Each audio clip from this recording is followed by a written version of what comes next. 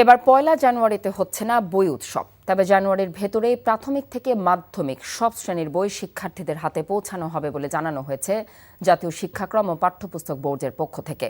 Board chairman জানিয়েছেন, পরিবর্তিত পরিস্থিতিতে অল্প সময়ে পাঠ্যপুস্তকে ব্যাপক পরিবর্তন এবং পরিমার্জনের ফলে বই ছাপাতে দেরি হচ্ছে।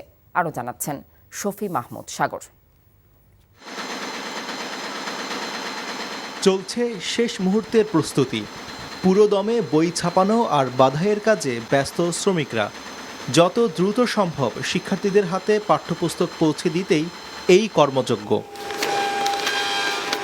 তবে ছাপার কাজ দেরিতে শুরু হওয়ায় বছরের প্রথম দিনে সকল শ্রেণীর শিক্ষার্থীরা সব বই হাতে পাচ্ছে না।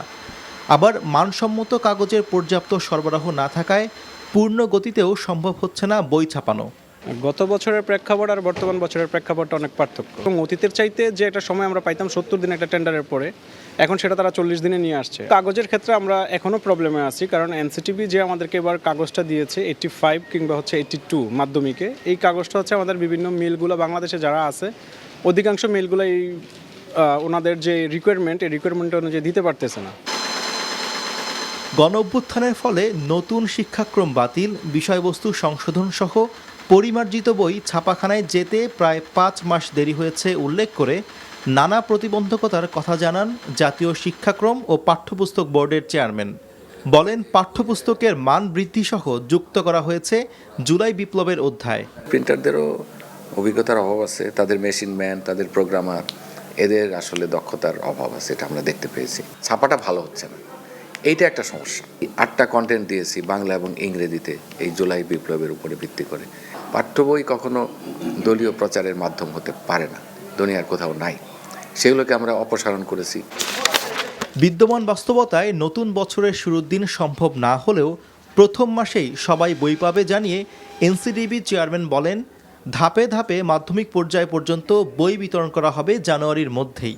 প্রথম থেকে পঞ্চম শ্রেণীর বইগুলোকে আমরা 1 তারিখের মধ্যে শিক্ষার্থীদের হাতে পৌঁছে দেওয়ার ব্যবস্থা নিয়েছি। ষষ্ঠ থেকে দশম শ্রেণীর বইগুলো আমরা জানুয়ারির 1 তারিখে যেন আমরা চাচ্ছি যে প্রথম 3টি বই তাদের হাতে, সব শিক্ষার্থীর হাতে তুলে দেওয়ার জন্য। সেই সাথে জানুয়ারির 20 তারিখের মধ্যে অন্যান্য বিষয়ের বইগুলো অন্যান্য শ্রেণীর পৌঁছানোর জন্য আমরা ব্যবস্থা নেব। নিম্নমানের কাগজ ব্যবহারের জন্য প্রায় 80,000 বই ও টেন্ডার বাতিল করেছে এনসিটিবি। এমন সিদ্ধান্ত ভবিষ্যতে অন্যদের জন্য শিক্ষা হয়ে থাকবে বলে মনে করেন জাতীয় শিক্ষাক্রম ও পাঠ্যপুস্তক বোর্ডের চেয়ারম্যান। শফি মাহমুদ সাগর, এনটিভি নিউজ, ঢাকা।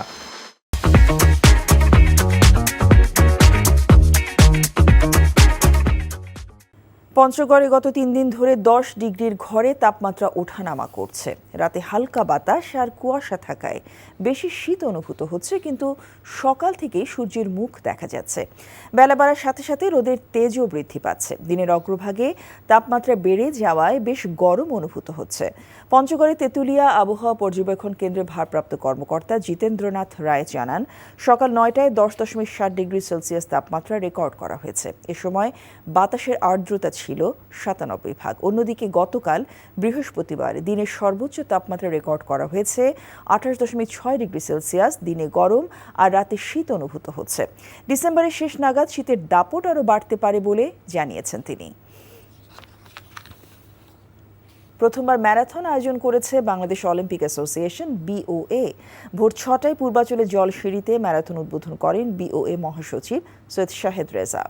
বিভিন্ন শ্রেণী পেশার মানুষ এতে অংশ নিয়েছেন। নারী পুরুষ বিভিন্ন ক্যাটাগরি মিলিয়ে এই ম্যারাথনে প্রায় 5,100 জন অংশগ্রহণকারীর মধ্যে 93 জন জয়ী অ্যাথলেটকে 72,90,000 টাকার পুরস্কার দেওয়া হবে। সমাপন অনুষ্ঠানে উপস্থিত থাকবেন সেনাবাহিনী প্রধান ও BOA সভাপতি জেনারেল ওয়াকারুজ্জামান। ম্যারাথনে 10 কিলোমিটার রেস ও হাফ ম্যারাথন 21.10 কিলোমিটার দূরত্বে 2টি প্রতিযোগিতা হয়েছে। আমনে ভরা মৌসুমেও আরেক দফা বাড়ল চালের দাম। গত এক সপ্তাহের ব্যবধানে কুষ্টিয়ার বাজারে সব ধরনের চাল বিক্রি হচ্ছে কেজিতে 3 থেকে 4 টাকা বাড়তি দামে। মিল মালিকদের অভিযোগ, কৃষকরা বেশি দামে ধান বিক্রি করায় বাড়ছে চালের দাম। আর দফায় দফায় চালের দাম বৃদ্ধিতে ক্ষুব্ধ খুচরা বিক্রেতা ও ভোক্তারা। কুষ্টিয়া প্রতিনিধি সাবিনা ইয়াসমিন শ্যামলীর পাঠানো রিপোর্ট, ছবি তুলেছেন মোহাম্মদ আশিফুজ্জামান। আমনের ভরা মৌসুম চলছে, বাজারে উঠেছে নতুন ধান। এরই মধ্যে আবারও বেড়েছে সব ধরনের চালের দাম। কুষ্টিয়ার বাজারে সরু চাল কেজি প্রতি 4 টাকা বেড়ে বিক্রি হচ্ছে 73 থেকে 74 টাকায়। এর সাথে সমান তালে কাজললতা, আটাশ ও মোটা চালের দামও কেজিতে বেড়েছে 3 টাকা। বাজারে অস্থিরতার মধ্যেই আরেক দফা চালের দাম বাড়ায় বিপাকে ভোক্তারা। তাদের অভিযোগ, মিল মালিকদের সিন্ডিকেটের কারণেই কমছে না চালের দাম। এখন নতুন চাল উঠে গেছে, এখন যদি চালের দাম বেড়ে যায় তাহলে তো মানুষ আতঙ্কিত হয়ে যাচ্ছে। ধানের বাজারটাকে অন্ততপক্ষে নিয়ন্ত্রণ করা দরকার এবং চাউলের যে প্রধান যে উৎপাদন কেন্দ্র সেটাকে নিয়ন্ত্রণ করলে বাজার আমার মনে হয় নিয়ন্ত্রণ হবে। সাধারণ ক্রেতা হিসাবে যে নিত্যপণ্যের যে বাজারটা যেন একটি স্থিতিশীল পর্যায়ে থাকে। খুচরা বিক্রেতারা বলছেন, বাজার নিয়ন্ত্রণে রাখতে চাল আমদানির পাশাপাশি খাজানাগরের মিলগুলোতে সরকারের কঠোর নজরদারি প্রয়োজন। মিল মালিকরা বলছে ধানের দাম সব বেশি, মনে সব 100-150 টাকা বেশি, চাউলের কেজি তো 2 টাকা 3 টাকা, এজন্য সব বেশি। এইভাবে দাম বাড়তে থাকলে সাধারণ মানুষ তো না বিশ্বাস হয়ে যাচ্ছে। তবে আমরা মিলারদের কাছ থেকে চাল তো কিনে বিক্রি করি, মিলাররা তাদের কাছে জিজ্ঞেস করলে তারা বলে ধানের দাম 2 থেকে 250 টাকা মনে বেড়েছে। মিল মালিকরা বলছেন, চালের মূল্য বৃদ্ধিতে তাদের কোনো হাত নেই। নতুন আমন ধান বাজারে উঠলেও কৃষকরা মন প্রতি প্রায় 200 টাকা বেশি দরে ধান বিক্রি করছেন, আর এতেই বেড়েছে চালের দাম। গতবার যে ধান কিনেছি 1180 টাকায়, সে ধান এবার কিনেছি 1350 টাকা। যে ধান কিনেছি আমরা 1200 টাকায়, 50 টাকায় এই ধান কিনেছি এবার 1500 টাকা। অর্থাৎ প্রতিটি স্তরে ধানের দাম প্রায় 200 টাকা বেশি। সেই হিসাবে চালের দামও 2 থেকে 3 টাকা বেশি হবেই। অতি দ্রুত চাল আমদানি করতে হবে এবং সেই চালটা যাতে ভোক্তার কাছে যায় এটা কঠোর নজরদারিতে রাখতে হবে। মিল মালিকদের দফায় দফায় চালের দাম বৃদ্ধির প্রবণতা বন্ধ করা না গেলে অস্থিরতা কাটবে না দেশের চালের বাজারে। তাই যে কোনো মূল্যে চালের বাজার নিয়ন্ত্রণে সরকারের কঠোর পদক্ষেপের দাবি ভোক্তাদের। NTV news desk. আগামীকাল রাজধানী আর্মি স্টেডিয়ামে অনুষ্ঠিত হতে যাচ্ছে equals of revolution concert. Spirits of July এবং স্কাই ট্র্যাকার লিমিটেড আয়োজিত এই কনসার্টে সঙ্গীত পরিবেশন করবেন উপমহাদেশের প্রখ্যাত সঙ্গীতশিল্পী রাহাত ফতে আলী খান। কনসার্টে মিডিয়া পার্টনার জনপ্রিয় টিভি চ্যানেল এনটিভি। কনসার্টের প্রস্তুতির খবর জানতে এখন যাচ্ছে আর্মি স্টেডিয়ামে। সেখানে আছেন আমাদের স্টাফ করেসপন্ডেন্ট কায়কোবাদ মাহমুদ। কায়কোবাদ, কনসার্টের প্রস্তুতি কেমন দেখছেন? আইএসপিআর এবং আয়োজকদের পক্ষ থেকে কি নির্দেশনা দেওয়া হয়েছে?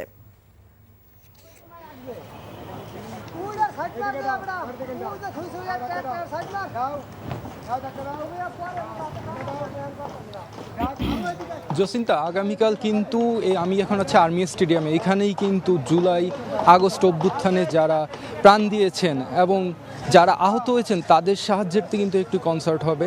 আর আমরা কিন্তু সকাল থেকে এখানে এসে দেখছি শেষ মুহূর্তে, যেহেতু আজকের পর কালকেই কনসার্ট, আমরা এখানে দেখতে পাচ্ছি শেষ মুহূর্তে কাজ, যেই কর্মযজ্ঞ আমরা কিন্তু সেটি দেখতে পেয়েছি। আমরা এখানে সকাল থেকে দেখতে পাচ্ছি যে মঞ্চের কাজটি চলছে, এখনও বড় পর্দাগুলো যেগুলো ওগুলো বসানোর কাজ চলছে। এছাড়া আমাদেরকে আয়োজক এবং এখানকার যে ইভেন্ট ম্যানেজমেন্ট আছে তারা আমাদেরকে জানিয়েছে যে বসার যে ব্যবস্থা, আসন বন্টন, সেই জিনিসগুলো কিন্তু তারা আজকের মধ্যে শেষ করবেন। এছাড়া নিরাপত্তা নিয়েও আমরা কথা বলেছি, তারা বলছেন যে এইসব বিষয়কে সর্বোচ্চ গুরুত্ব দিয়ে তারা শেষ মুহূর্তের যে কার্যক্রমগুলো তারা কিন্তু শেষ করছেন। আর তারা সর্বতভাবে আশাবাদী যে আজকের মধ্যেই তারা মঞ্চের কাজ সহ অন্যান্য আনুষঙ্গিক প্রস্তুতিগুলো তারা কিন্তু শেষ করতে পারবেন, এটা কিন্তু তারা আমাদেরকে বারবারই বলছেন।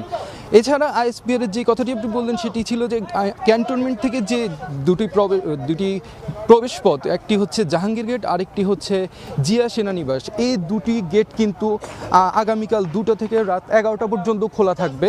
আর এক্ষেত্রে কিন্তু একটি কথা তারা কিন্তু বলেছে, এক্ষেত্রে জরুরি পরিবহনের যে গাড়িগুলো সেগুলো কিন্তু যাবে। এছাড়া যে রোগীবাহী গাড়ি, এই ধরনের গাড়িগুলো কিন্তু যাবে। আর আরেকটি বিষয় আমি জানিয়ে রাখি, সেটা হচ্ছে এলিভেটেড এক্সপ্রেসওয়ে, এক্ষেত্রেও কিন্তু বনানী এয়ারপোর্ট সহ 4টি প্রবেশপথ দিয়ে কিন্তু আগামীকাল দুপুর থেকে রাত পর্যন্ত কিন্তু সব ধরনের পরিবহনই টোল ছাড়া যেতে পারবে। যার আওতামুক্ত থাকবে হচ্ছে গিয়ে মোটরসাইকেল, তাদের টোল দিয়ে যেতে হবে। আর এছাড়া সব কিছু মিলিয়ে এখানে যে প্রস্তুতি আমরা দেখতে পাচ্ছি, তারা যেটি বলছেন যে শেষ করবে। আর আয়োজকরা আশা করছেন আগামীকাল একটি ভালো কনসার্ট উপহার দিতে পারবেন, আর যেটি এনটিভির মাধ্যমে কিন্তু সারা বিশ্বের মানুষই দেখতে পারেন। জসিন্তা। আর্মি স্টেডিয়াম থেকে জানছিলাম আগামীকাল অনুষ্ঠিত হতে যাওয়া রাহাত ফতে আলী খানের কনসার্টের সর্বশেষ প্রস্তুতির খবর। ভরা মৌসুমেও অস্থির রাজধানীর চালের বাজার। সপ্তাহের ব্যবধানে প্রতি কেজিতে বেড়েছে 4 থেকে 5 টাকা। ব্রয়লার মুরগিও কেজিতে বেড়েছে 20 টাকার মতো। তবে কমেছে আলু ও পেঁয়াজের দাম। বাজারে বোতলজাত সয়াবিনের সরবরাহ কিছুটা বাড়লেও স্বাভাবিক হয়নি বলে জানিয়েছেন বিক্রেতারা। মেজবাহ হাসানের রিপোর্ট। 1.5 মাস পর আবারও বাড়তি চালের দাম। প্রতি কেজিতে 4 থেকে 5 টাকা বেড়েছে মিনিকেট সহ কয়েক ধরনের চালের দাম। তবে আগের দামেই বিক্রি হচ্ছে 28 চাল। ভরা মৌসুমে এমন দামের কারণ জানেন না বিক্রেতারাও। দায় চাপাচ্ছেন মিল মালিক ও কর্পোরেট সিন্ডিকেটের উপর। সব চাউলে কেজিতে 5 টাকা 6 টাকা বেশি। 5 মাসের মধ্যে আপনার 80 টাকা ছাড়াই দেব।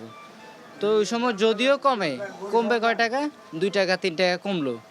কমার পরে তো আপনার এই জায়গায় আসতে পারবো না। এর আগে যেটা নিলাম সেটাতে আজকে যেটা ছিল তার 50 টাকা কমে নিয়েছি, অর্থাৎ 1850 নিয়েছি, আজকে চাইলো 1900। গেল সপ্তাহের চেয়ে কমেছে পেঁয়াজ ও আলুর দাম। দেশীয় আমদানিকৃত পেঁয়াজ বিক্রি হচ্ছে একই দামে। কমেছে নতুন আলুর দামও। পেঁয়াজ গত সপ্তাহে দেশি আসলে 140 টাকায়, আর নতুনটা আসছে 70 টাকা আজকে বেচতেছি। পেঁয়াজের দাম আগের থেকে অনেক কমছে, নতুন পেঁয়াজ আসছে। বোতলজাত সয়াবিন তেলের প্রতি লিটারে 8 টাকা বাড়ানোর পর বাজারে সরবরাহ বেড়েছে, কিন্তু এখনও পরিস্থিতি স্বাভাবিক হয়নি বলে জানিয়েছেন বিক্রেতারা। 20 টাকা 8 টাকা করে বাড়াইছে। ওটার ভিতরে আছে এখন 5 লিটার 850, 2 লিটার 350, 1 লিটার 175। কিনে বছর 900 টাকা চেয়েছে দাম, ওরাও রাখছে 840 টাকা রাখছে, আর হবে না, তেলে পাচ্ছে না ওরা। ওঠানামার মধ্যে রয়েছে ব্রয়লার মুরগির দাম। 3 দিনের ব্যবধানে কেজিতে বেড়েছে 20 টাকা পর্যন্ত। তবে দাম কমে ডিমের ডজন বিক্রি হচ্ছে 135 টাকায়। ব্রয়লার 200 আর সোনালিটা হচ্ছে 320। কাঁচা মাল তো ভাইয়া বাজার একটু কম বেশ হলে দাম একটু বাড়ে। আর আজকে 2-3 দিন কাপ্তান বাজার বন্ধ, তো কাপ্তান বাজারে যে গাড়িগুলা ঢুকতো গাড়িগুলা কম ঢুকতেছে, কারণ কোনো খামারি মাল ঢুকাইতেছে না। শীতের ভরা মৌসুমে বেগুন বিক্রি হচ্ছে 60 থেকে 80 টাকা পর্যন্ত। ফুলকপির পিস 40 টাকা। মোটামুটি যা আছে নিয়ন্ত্রণ আছে, মোটামুটি খারাপ নয়, ভালোই আছে। আমাকে অবস্থার কথা কই লাভ আছে?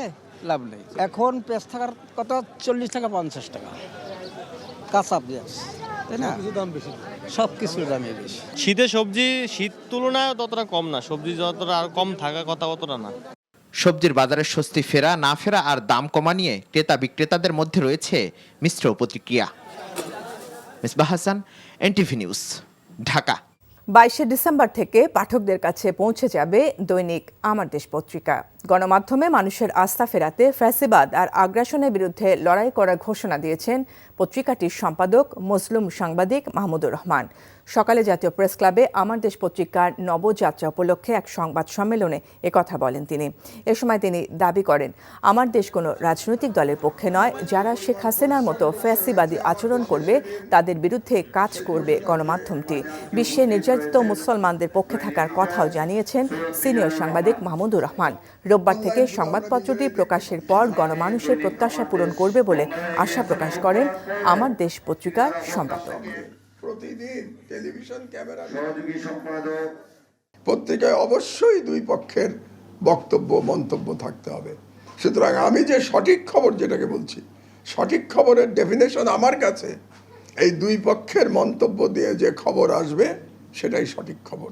ইনশাআল্লাহ আমার দেশে আমরা সেই সঠিক খবরটা দেব।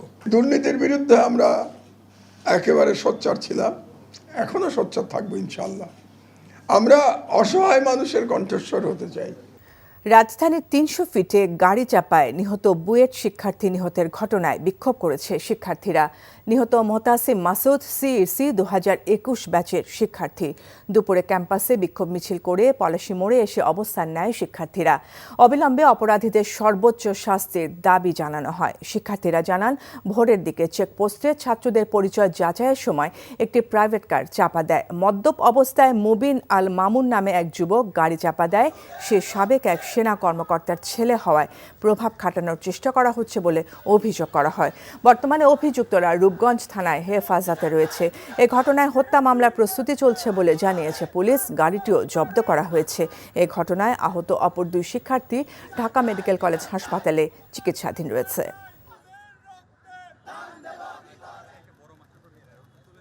যে কোনো মূল্যে এই ঘটনার অতি দ্রুত সর্বোচ্চ শাস্তি নিশ্চিত করতে হবে। আহতদের চিকিৎসার সম্পূর্ণ ব্যয়ভার অবশ্যই বিবাদী পক্ষকে বহন করতে হবে। আহতদের স্বাভাবিক জীবনে ফিরে আসার ব্যাপারে বুয়েট কর্তৃপক্ষকে সর্বোচ্চ সহযোগিতার ব্যাপারে আমরা আহ্বান জানাচ্ছি। সড়কে যেন আর কারো প্রাণ না ঝরে, নিরাপদ সড়ক আইন বাস্তবায়ন করতে নিশ্চিত করতে সরকারের কাছে আমরা জোর দাবি জানাচ্ছি।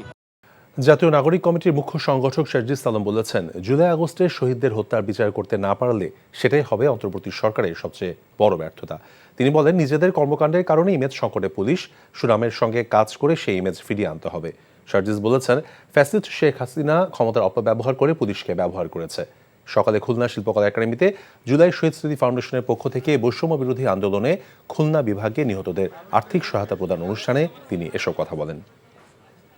এ সময় 58 পরিবারকে 5 লাখ টাকা করে সহায়তা দেওয়া হয়। অনুষ্ঠানে জেলা প্রশাসনের ঊর্ধ্বতন কর্মকর্তারা উপস্থিত ছিলেন। আকস্মিক মারা গেলেন অন্তর্বর্তী সরকারের ভূমি এবং বেসামরিক বিমান পরিবহন ও পর্যটন মন্ত্রণালয়ের উপদেষ্টা এএফ হাসান আরিফ। ইন্না লিল্লাহি ওয়া ইন্না ইলাইহি রাজিউন। শুক্রবার দুপুরে বাসায় অসুস্থ বোধ করার পর হাসপাতালে নেওয়া হলে কর্তব্যরত চিকিৎসক তাকে মৃত ঘোষণা করেন।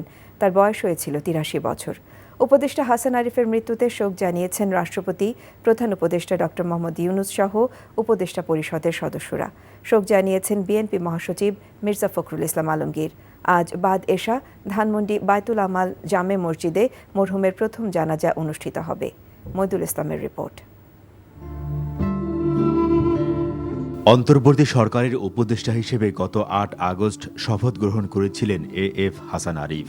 দায়িত্ব দেওয়া হয়েছিল স্থানীয় সরকার, পল্লী উন্নয়ন ও সমবায় মন্ত্রণালয় এবং ভূমি মন্ত্রণালয়ে। পরে তাকে দায়িত্ব দেওয়া হয় ভূমি মন্ত্রণালয় সহ বেসামরিক বিমান পরিবহন ও পর্যটন মন্ত্রণালয়ে। শুক্রবার দুপুরে হাসান আরিফ বাসায় খাবার খেতে বসলে হঠাৎ অসুস্থ বোধ করলে তাৎক্ষণিকভাবে নেওয়া হয় হাসপাতালে। চিকিৎসকরা জানান, উপদেষ্টা হাসান আরিফের হার্ট অ্যাটাক হয়েছে। পরে মৃত ঘোষণা করা হয় তাকে। উপদেষ্টা হাসান আরিফের মৃত্যুতে হাসপাতালে ছুটে যান উপদেষ্টা পরিষদের সদস্যরা। শোকাবহ পরিবেশ তৈরি হয় সেখানে। উনি উপদেষ্টা পরিষদের সদস্য হিসাবে আমাদের সবচেয়ে অ্যাক্টিভ, সবচেয়ে উদ্যোগী উপদেষ্টাদের একজন ছিলেন। জাস্ট 4 দিন আগে যখন ইস্ট তিমুরের প্রেসিডেন্ট এসেছিলেন, উনি স্যারের সাথে টেবিলে বসেছিলেন। স্যার ভিতরে গিয়ে বলছিল যে কত উচ্ছল, আনন্দময়, প্রাণবন্ত মানুষ ছিলেন। আমি মনে করি আইন অঙ্গনে এমন সজ্জন, বিদ্বান, ভদ্র, প্রাজ্ঞ একজন আইনজীবী খুঁজে পাওয়া আসলেই দুষ্কর। একটা হাসান আরিফ স্যারের মৃত্যু মানে হচ্ছে আইনজীবী হিসেবে একজন প্রতিষ্ঠান চলে যাওয়া। প্রধান উপদেষ্টা ডক্টর মোহাম্মদ ইউনূস মিশরের D8 সম্মেলনে যোগদান শেষে দেশে ফিরে বিমানবন্দর থেকে সরাসরি ছুটে যান হাসপাতালে। ল প্রফেশনের এই যে ওনার যে মানুষের প্রতি যে দরদ, এটা অনেক অনেক পুরনো এবং এটা উনি অনেক বছর ধরে করছেন। তা এখন এমনও আছে যে উনি অনেকের মামলা লড়ে দিয়েছেন উইদাউট এনি ফিস, এবং উনি খুবই ডিপলি কমিটেড সোশ্যাল ওয়ার্কার ছিলেন। অনেক কজে ওনার ইনভলভমেন্ট ছিল। বিএনপি মহাসচিব মির্জা ফখরুল ইসলাম আলমগীর সহ বিভিন্ন রাজনৈতিক দলের নেতাকর্মীরা উপদেষ্টা হাসান আরিফের মৃত্যুর খবর পেয়ে হাসপাতালে ছুটে যান। স্বনামধন্য আইনজীবী ছিলেন না, তিনি একজন বিশিষ্ট গণতন্ত্রে বিশ্বাসী মানুষ ছিলেন। এবং এখন যে ট্রানজিশনের যে পিরিয়ডটা, এই গণতন্ত্র উত্তরের যে পথ যে কাজ শুরু হয়েছে, এই সময় তার খুব বেশি প্রয়োজন ছিল বলে আমরা মনে করি। আমি ব্যক্তিগতভাবে আমার একজন বিশিষ্ট শহীদকে হারিয়েছি, আর দেশ হারিয়েছে একজন দেশপ্রেমিক মানুষকে। উনি তার পেশাগত জীবনে খুবই স্বচ্ছতার সাথে দায়িত্ব পালন করেছেন এবং তিনি অত্যন্ত উঁচু মানের একজন সিনিয়র আইনজীবী ছিলেন। তার আইনের জ্ঞান যেমন ছিল, তার মধ্যে স্বচ্ছতাও তেমন ছিল। এই দুইটা জিনিস অনেক জায়গায় পাওয়া কঠিন। উপদেষ্টা হিসাবে তিনি এই পদে আসার পরে, দায়িত্বে আসার পরে আমরা একসাথে অনেক সময় বসেছি, কথা বলেছি।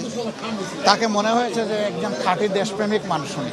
উপদেষ্টা হাসান আরিফ 2001 সাল থেকে 2005 সালের 28 এপ্রিল পর্যন্ত অ্যাটর্নি জেনারেল হিসেবে দায়িত্ব পালন করেছেন। এছাড়া 2008-9 সালের তত্ত্বাবধায়ক সরকারের আইন, বিচার ও সংসদ বিষয়ক মন্ত্রণালয়, ভূমি মন্ত্রণালয় এবং ধর্ম মন্ত্রণালয়ের উপদেষ্টা হিসেবেও দায়িত্ব পালন করেছেন।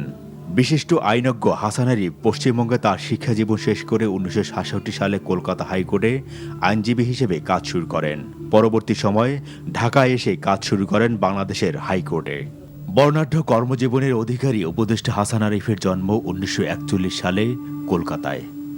মইদুল ইসলাম, এনটিভি নিউজ, ঢাকা। এই মুহূর্তে ধানমন্ডি তাকওয়া মসজিদে আছেন স্টাফ করেসপন্ডেন্ট নূর হোসেন। সরাসরি যাচ্ছি সেখানে।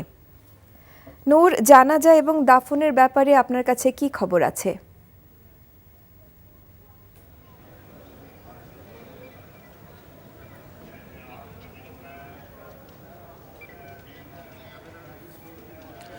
আফসানা, ধানমন্ডির এই বায়তুল আমান জাতীয় মসজিদে এখন এশার নামাজ চলছে। এশার নামাজ শেষ হওয়ার পরেই এই মসজিদে উপদেষ্টা হাসান আরিফের জানাজার নামাজ অনুষ্ঠিত হবে। প্রথম জানাজার নামাজ অনুষ্ঠিত হবে। এর মধ্যে এখানে উপদেষ্টার যে লাশ বহনকারী গাড়ি সেটি এসেছে, লাশ চলে এসেছে এবং একটু পরে এখানে প্রধান উপদেষ্টা ডক্টর মোহাম্মদ ইউনূসের আসার কথা রয়েছে। তিনি এখনও এখানে এসে পৌঁছাননি। তবে ডক্টর মোহাম্মদ ইউনূসের যে সিকিউরিটি যে সমস্ত ব্যাপার রয়েছে, ফোর্স রয়েছে, তারা সবাই এখানে এসেছেন। ডক্টর মোহাম্মদ ইউনূসও এখানে আসার কথা রয়েছে। এর বাইরে সেনাবাহিনীর প্রধান সহ 3 বাহিনীর প্রধান এখানে এসে উপস্থিত হয়েছেন এবং অন্তর্বর্তীকালীন সরকারের উপদেষ্টা বেশ কয়েকজন উপদেষ্টা আসিফ মাহমুদ, নাহিদ এবং মাহফুজ আলম সহ বেশ কয়েকজন উপদেষ্টা এখানে এসে পৌঁছেছেন এবং তারা এই মুহূর্তে এশারের নামাজ চলছে। এশার নামাজ শেষ হওয়ার পরপরই এই মসজিদে প্রথম যে জানাজা সেই জানাজা নামাজটিতে তারাও অংশগ্রহণ করবেন। এরপরে উপদেষ্টা হাসান আরিফের পরিবার থেকে যেটি বলা হয়েছে, তাকে হচ্ছে আগামীকাল সুপ্রিম কোর্টের যে প্রাঙ্গণ আছে সেখানে তার আরেকটি জানাজা হবে। তারপরে উপদেষ্টার হাসান আরিফের কন্যা যিনি দেশের বাইরে রয়েছেন তিনি দেশে আসবেন 22 তারিখ। 22 ডিসেম্বর দেশে আসার পরে সিদ্ধান্ত হবে কবে এবং কোথায় উপদেষ্টা হাসান আরিফের দাফন কার্য সেটি সম্পন্ন হবে। সেটি সম্বন্ধে আমাদেরকে জানানো হয়নি। আফসানা, ইকোস অফ রেভলিউশন কনসার্টের প্রস্তুতির খবর জানতে চাচ্ছি আর্মি স্টেডিয়ামে। সেখানে আছেন সিনিয়র করেসপন্ডেন্ট নিয়ামুল আজিজ সাদেক। সাদেক, কনসার্টের প্রস্তুতি কেমন দেখছেন এবং রাহাত ফাতে আলী খান কখন এসে পৌঁছাবেন?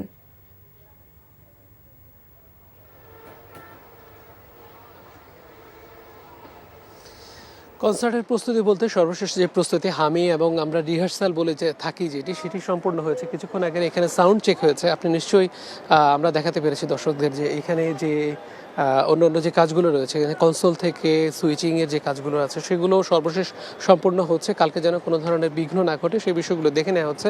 আর এখানে যে আপনি দেখতে পাচ্ছেন যে অসংখ্য চেয়ার, বিভিন্ন রং বেরঙের চেয়ার রাখা হয়েছে। এখানে টিকিট অনুযায়ী ভ্যারি করবে কারা কোন জায়গায় বসবেন।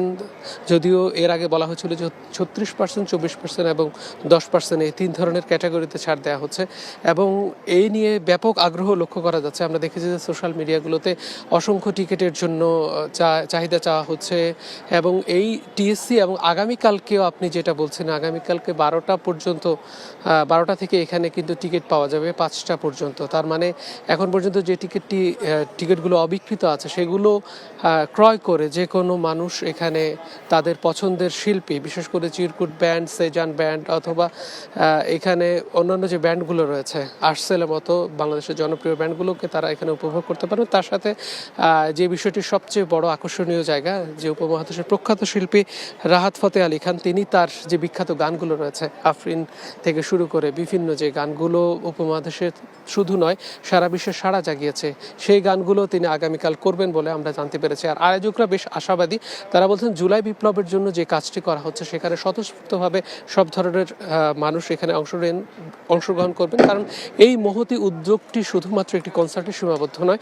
এর টাকা যেটি দেওয়া হবে, রাহাত ফতে আলী খান তিনিও কোনো পারিশ্রমিক নিচ্ছেন না। একই সঙ্গে অন্যান্য সাধারণ মানুষ যারা এই টাকা দিয়ে ক্রয় করবেন তারাও কিন্তু এখানে এসে তাদের এই টাকাগুলোকে আসলে এই জুলাই যারা আত্মত্যাগ করেছেন তাদের পরিবার অথবা যারা আহত তাদের চিকিৎসার্থে ব্যবহৃত হবে। এই জন্য তারা আহ্বান করেছেন যেন অবশ্যই এখানে আসেন এবং কনসার্ট উপভোগ করে তাদের কল্যাণার্থে সময় ব্যয় করেন।